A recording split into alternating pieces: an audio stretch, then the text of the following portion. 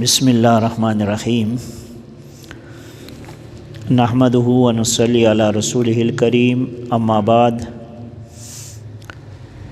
عن انس رضی اللہ تعالی عنہ ان رجلا سأل النبی صلی اللہ علیہ وسلم غنما بین جبلین فأعطاہ ایاہ فأتى قومہ فقال اے قوم اسلموا فواللہ ان محمدا لیعطی عطاء ما یخاف الفقر رواہ مسلم۔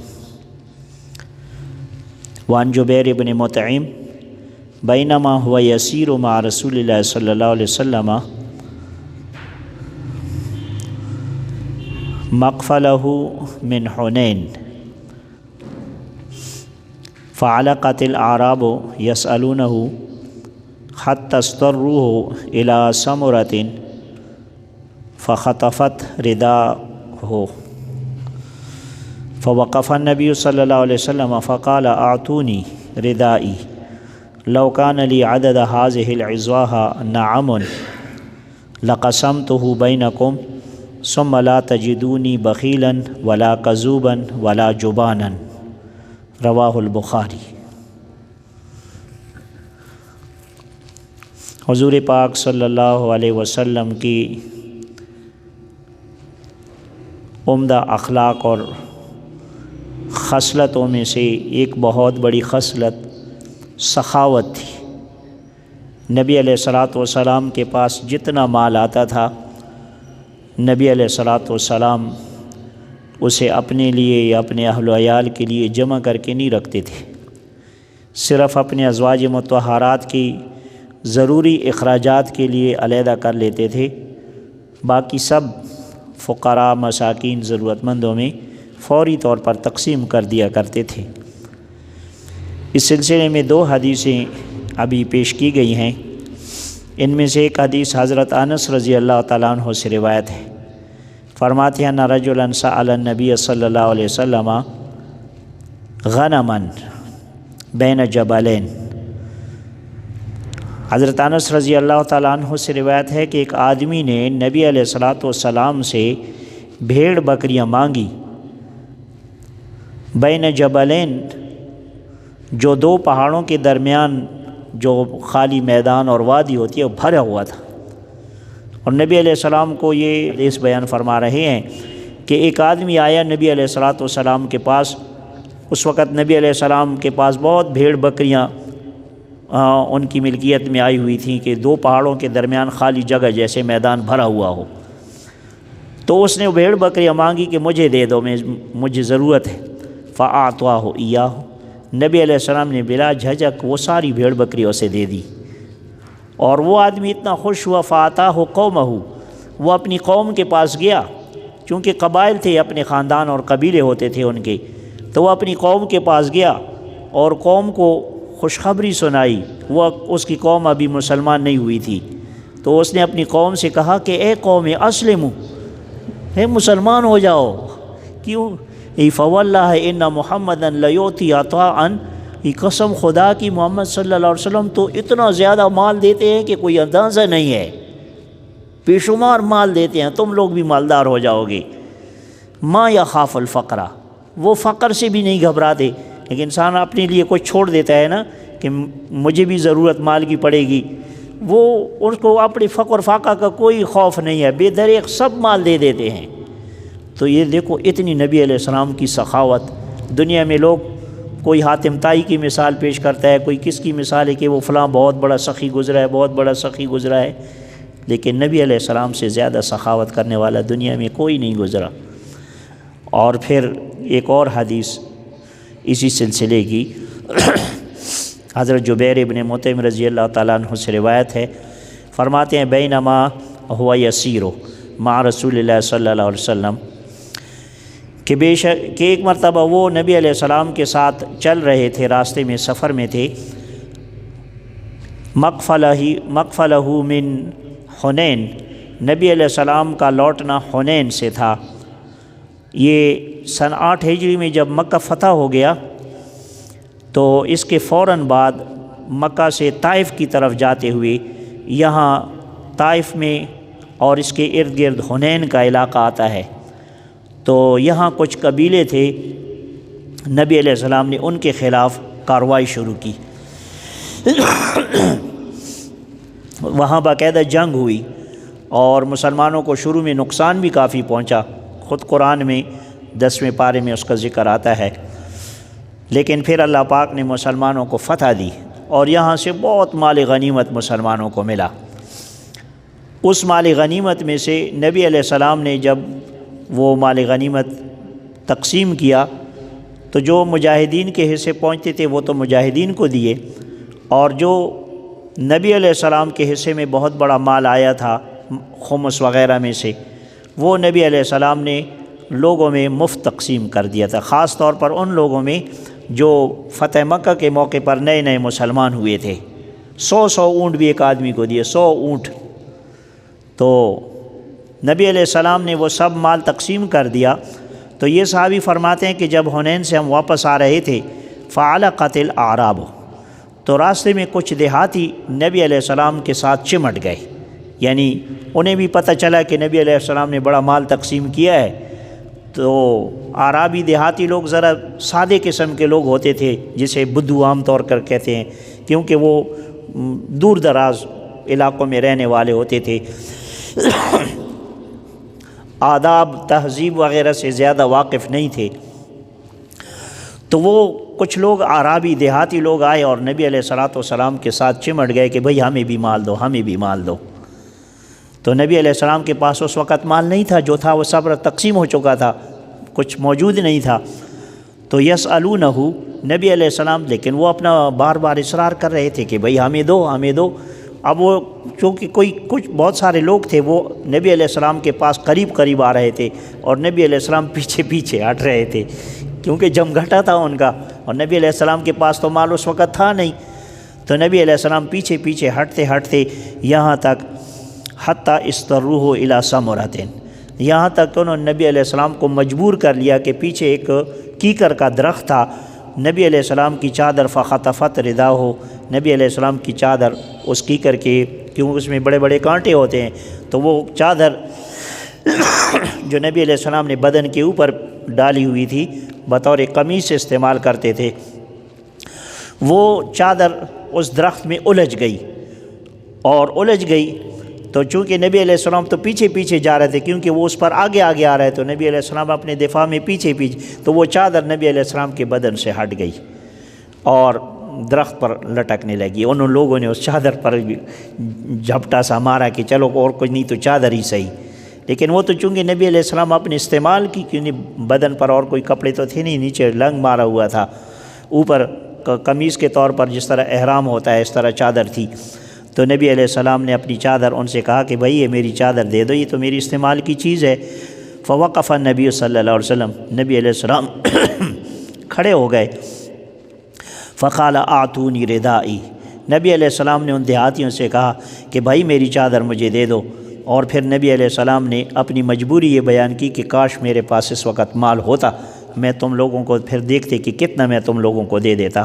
تو فرمایا لو کان لی عدد هذه العظاہ نہم، اگر میرے پاس اس جنگل میں جتنے یہ کیکر کے درخت ہیں اتنے میرے پاس اونٹ ہوتے اس وقت، لقسمتہ بینکم، تو میں تم لوگوں میں تقسیم کر دیتا۔ اور پھر فرمایا ثم لا تجدونی بخیلا، پھر تم لوگ مجھے بخیل نہ پاتے، یعنی میں ان میں کوئی بخل سے کام نہ لیتا کہ تھوڑا تھوڑا تقسیم کروں، سارے تقسیم کر دیتا۔ ولا کذوبا، اور نہ مجھے تم جھوٹا پاتے کہ وعدے کیے اب دیتا نہیں ہے، بعض لوگ وعدے کر دیتے ہیں ہم اتنا دیں گے پھر دیتے میتے نہیں ہیں، جھوٹ بولتے ہیں۔ تو نبی نہیں، تم مجھے جھوٹا نہیں پاؤ گے، میں جو وعدہ کر رہا ہوں اگر میرے پاس ہوتا تو میں سارا دے دیتا، اور تم مجھے جھوٹا نہ پاتے۔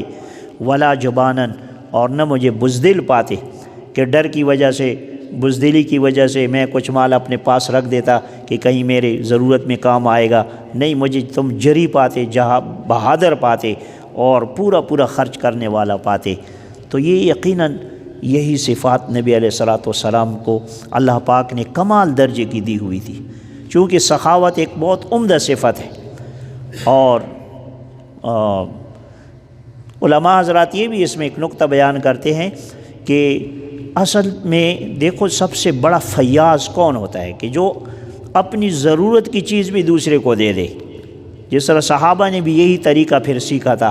یؤثرون علی انفسہم ولو کان بہم خصاصہ، قرآن میں اللہ پاک نے صحابہ کی یہ صفات بیان کی کہ وہ دوسروں کو ترجیح دیتے ہیں اگرچہ وہ خود ضرورت مند ہوتے ہیں. خود بھوکے رہتے تھے لیکن کوئی سائل آ جاتا وہ اپنے حصے کا کھانا بھی اسے دے دیتے.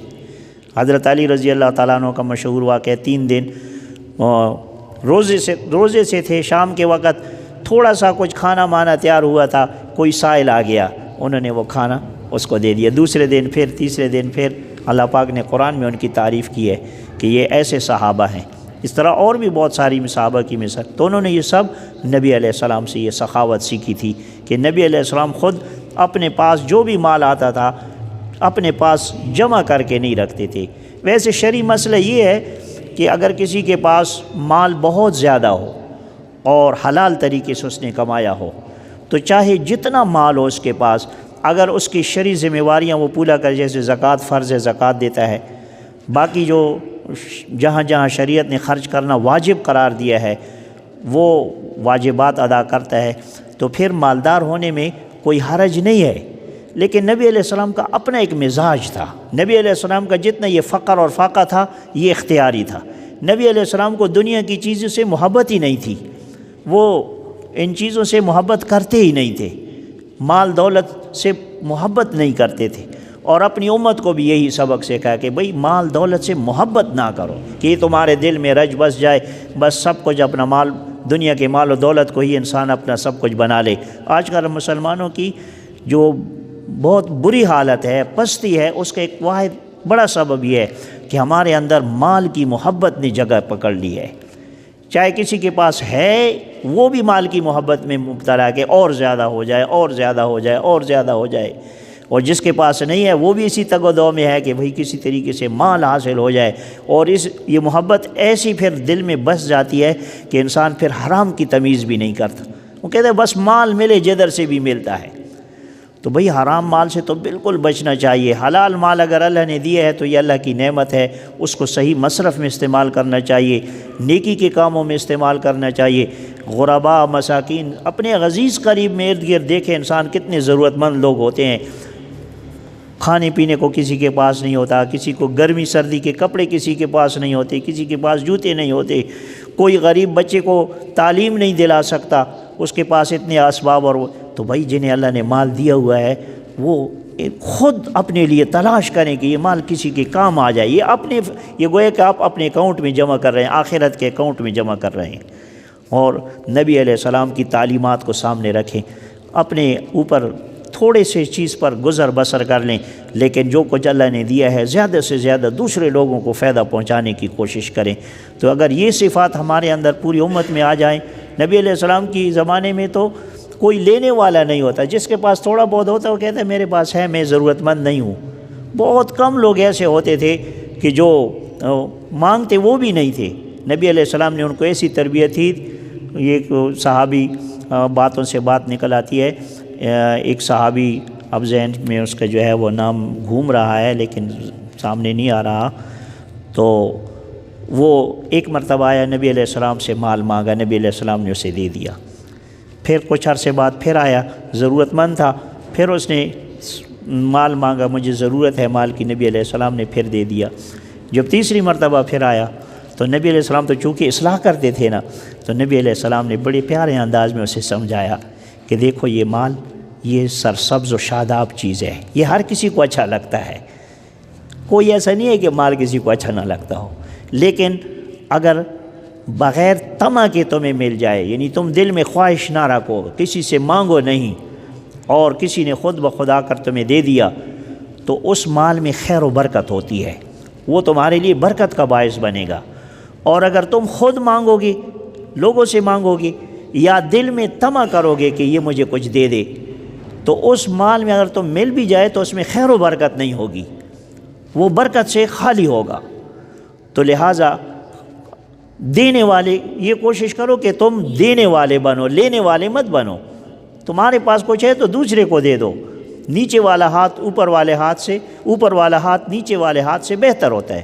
نیچے والا ہاتھ سائل، جو ایک کے پاس دوسرے کے پاس ہاتھ پھیلاتا ہے، اوپر والا دینے والا ہوتا ہے۔ تو فرمایا کہ الید العلیٰ خیر من الید السفلیٰ، اوپر والا ہاتھ، دینے والا ہاتھ لینے والے ہاتھ سے بہتر ہے۔ اب اس بات کا اس صحابی پر ایسا اثر ہوا کہ پھر زندگی بھر کسی سے سوال نہیں کیا۔ اور تو چھوڑو کہ جو جائز سوال ہے، کہتے ہیں کہ کبھی گھوڑے پر بیٹھے ہوتے اور ان سے چابک نیچے گر جاتی تو دوسرے کسی ساتھی سے نہیں کہتی کہ یہ چابک مجھے دے دو، حالانکہ یہ تو جائز سوال ہے، کوئی منع نہیں ہے، لیکن بس انہوں نے ایک عہد کیا تھا۔ اس عہد کتنی پاسداری کرتے تھے کہ خود گھوڑے سے نیچے اتر کر وہ کوڑا اٹھا لیتے تھے، کسی سے مانگتے نہیں تھے کہ یہ مجھے پکڑا دو۔ تو صحابہ کی یہی شان تھی۔ اللہ تعالی ہمیں کچھ حصہ ان کی عمدہ خصلتوں والا ہمیں بھی نصیب فرما دے، ہمارے اندر بھی یہ اچھی خصلتیں پیدا ہو جائیں، ہمارے اندر سے بخل، بزدلی اور حرام کی محبت، ان چیزوں سے اللہ پاک ہمارے دلوں کو صاف کر دے۔ اللہ پاک ہم سب کو قرآن و سنت کی تعلیمات پر صحیح عمل پیرا ہونے کی توفیق عطا فرمائے۔